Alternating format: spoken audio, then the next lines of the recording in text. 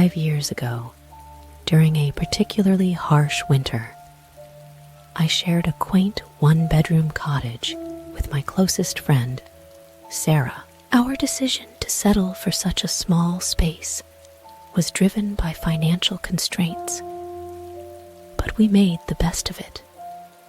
With me occupying the living room's cozy sofa bed, while Sarah claimed the bedroom as her own sanctuary. The events unfolded in the midst of a chilling November, just as the first snowflakes began to dust the landscape with a serene blanket of white. One fateful weekend, Sarah embarked on a spontaneous trip to visit her family, leaving me alone in the cottage for the first time since we moved in together. Despite the solitude, I relished the opportunity to revel in the spaciousness of the house, indulging in uninterrupted solitude and enjoying the freedom to spread out without inhibition.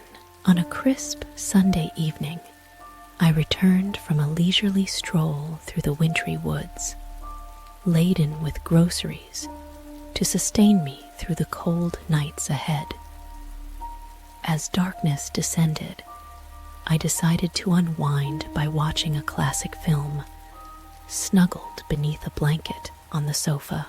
The crackling fire in the hearth provided a comforting ambiance, and I lost myself in the captivating tale unfolding on the screen. Amidst the movie's climax, a faint thud echoed from the depths of the hallway, momentarily disrupting the tranquility of the cottage. Startled, but dismissing it as a figment of my imagination, I brushed off the disturbance and immersed myself back into the film. After the movie concluded, I retired to the futon-cum bed, lulled by the warmth of the fire and the exhaustion of the day's activities. However, my slumber was abruptly interrupted by a strange sensation. A feeling of being watched, coupled with a faint, rhythmic creaking emanating from the far end of the cottage. Groggily, I blinked away the remnants of sleep, my senses sharpening as adrenaline surged through my veins. With trepidation, I ventured into the hallway, the floorboards groaning softly beneath my weight. As I approached Sarah's bedroom door, a sense of foreboding washed over me, intensified by the eerie silence that enveloped the cottage. Summoning my courage, I pushed open the door, revealing a scene of disarray, a stark contrast to Sarah's usually tidy domain. Clothes lay strewn across the floor, furniture overturned, and the closet door ajar, casting a sinister shadow across the room. My heart racing, I flicked on the light, illuminating the chaos within. To my horror, a dark figure lurked in the corner, their presence sending shivers down my spine.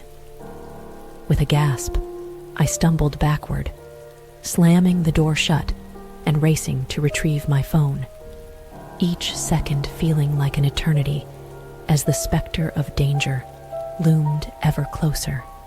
Fleeing through the back door, I sought refuge in the safety of the surrounding woods, my breath hitching with every rustle of the trees.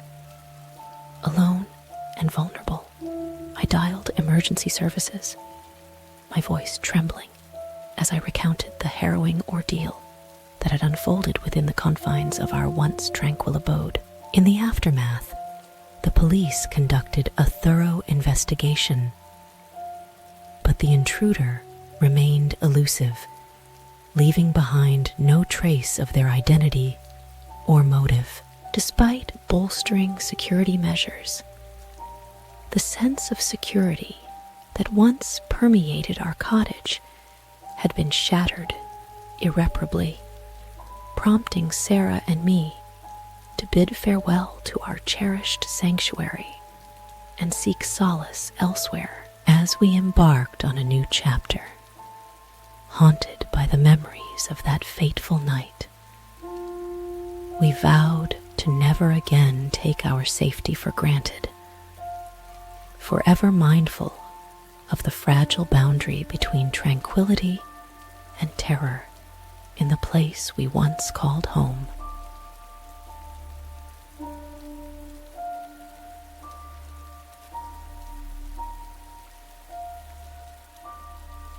At 16, living in the suburban tranquility with my parents, I relished the moments they embarked on their frequent trips, leaving me in charge of our humble abode.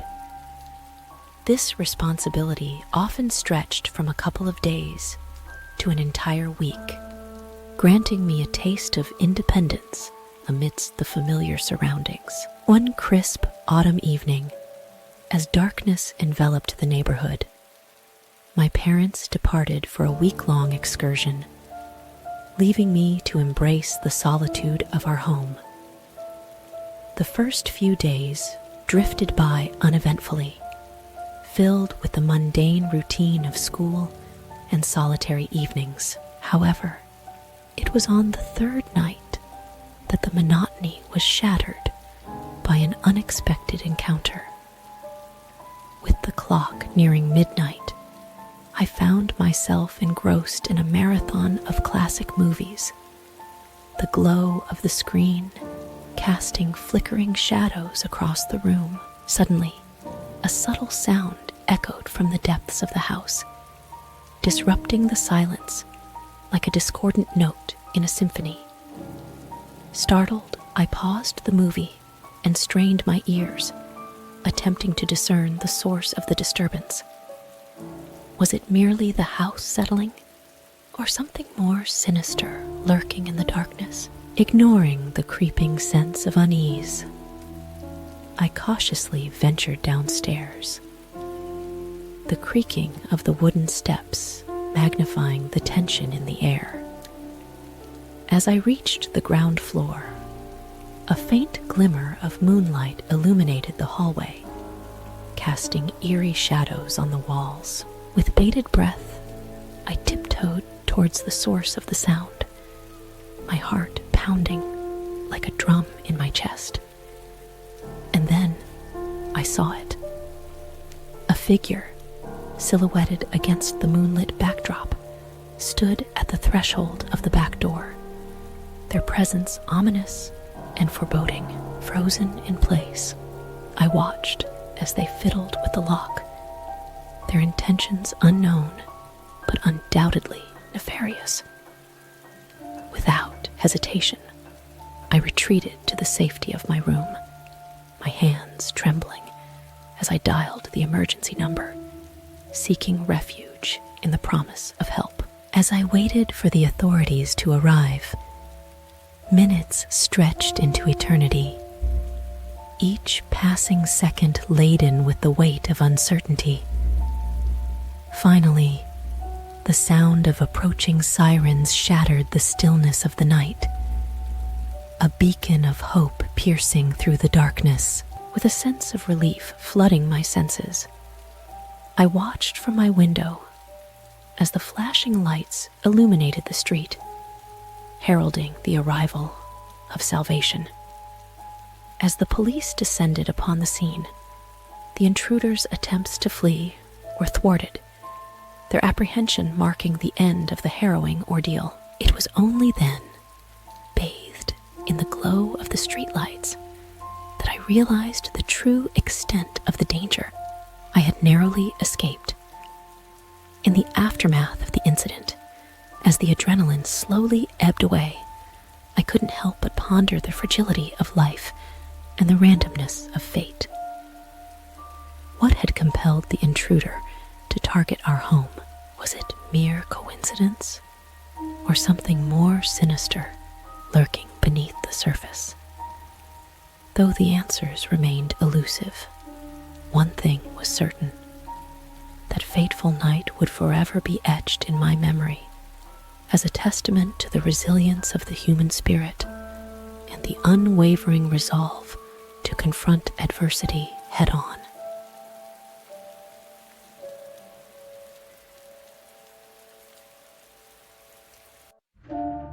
In my mid-20s, I embarked on a journey of independence by purchasing my first house. Nestled in the heart of a serene countryside, far removed from the hustle and bustle of urban life, my new abode stood as a testament to my desire for solitude and tranquility. It was a quaint ranch-style home with a spacious backyard that opened up to a breathtaking expanse of lush greenery. Initially, life in my new home was idyllic. I relished the peacefulness, spending my days exploring the nearby woods and indulging in hobbies that brought me joy. The neighbors were few and far between, each immersed in their own affairs, much like myself. However, as the seasons changed, so too did the dynamics of my solitude. Winter arrived with a fierce determination, blanketing the landscape in a thick layer of snow. The once familiar trails through the woods became obscured, and the silence of the countryside took on an eerie quality. One frosty December night, as I lay in bed, cocooned in the warmth of my blankets, I was jolted awake by a series of loud thuds emanating from the direction of the basement. My heart pounded in my chest as I strained to listen. The darkness of the night seeming to press in on me from all sides. Summoning every ounce of courage, I crept out of bed and made my way down the hallway, my footsteps muffled by the plush carpeting beneath my feet. As I reached the basement door, a sense of dread washed over me, chilling me to the bone. With trembling hands, I reached for the handle, my pulse racing with anticipation. As the door swung open, I was greeted by a blast of icy air, sending shivers down my spine. Peering into the darkness below, I could discern nothing but shadows dancing in the dim light. For a moment, I hesitated, the weight of uncertainty bearing down on me. But then, spurred on by a surge of adrenaline, I descended into the depths of the basement, determined to confront whatever lurked in the darkness. As I reached the bottom of the stairs, I was met with an eerie silence, broken only by the sound of my own breathing. I scanned the room, my senses on high alert, searching for any sign of intrusion. And then, out of the corner of my eye, I caught a glimmer of movement, a fleeting shadow darting across the far wall. My heart leapt into my throat as I whirled around, but there was nothing there, save for the stillness of the night. Fueled by a mixture of fear and determination, I pressed on, scouring every corner of the basement for any trace of the intruder. But try as I might, I found nothing, the darkness of the night swallowing me whole. Defeated, I made my way back upstairs, my mind awash with unanswered questions. Who had been trying to break into my home, and why? And more importantly, were they still out there, lurking in the shadows, waiting to strike again? From that night on, the tranquility of my countryside retreat was shattered, replaced by an ever-present sense of unease. I found myself constantly looking over my shoulder, haunted by the memory of that fateful night. In the end, I was forced to confront the harsh reality that my sanctuary had been compromised, leaving me with no choice but to abandon my beloved home and seek refuge elsewhere.